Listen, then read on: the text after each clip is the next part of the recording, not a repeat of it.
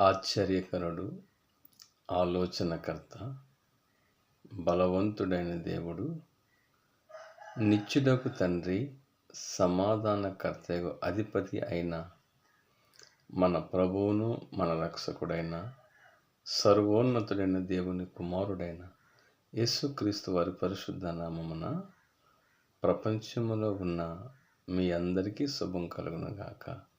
ఆమేన్. ఈరోజు కొన్ని వాక్యములు చదువుకుందాం. పరిశుద్ధ గ్రంథములో మత్తయి సువార్త 9వ అధ్యాయము 9వ వచనం నుంచి 13వ వచనం వరకు చదువుకుందాం. పరిశుద్ధ గ్రంథంలో ఈ విధంగా వ్రాయబడి ఉన్నది.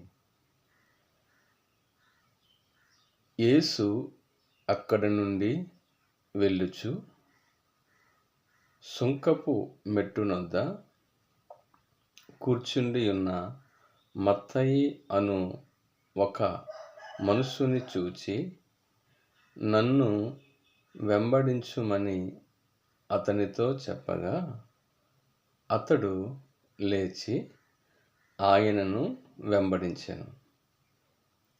ఇంటిలో భోజనమునకు యేసు కూర్చుండి ఉండగా, ఇదిగో సుంకరులను పాపులను అనేకులు వచ్చి ఆయన యొద్దను ఆయన శిష్యుల యొద్దను కూర్చుండిరి.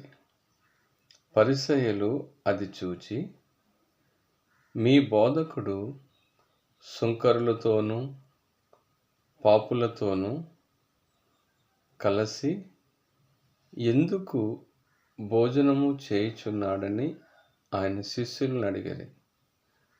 ఆయన ఆ మాట విని, రోగులకే గాని ఆరోగ్యము గలవారికి వైద్యుడు అక్కరలేదు.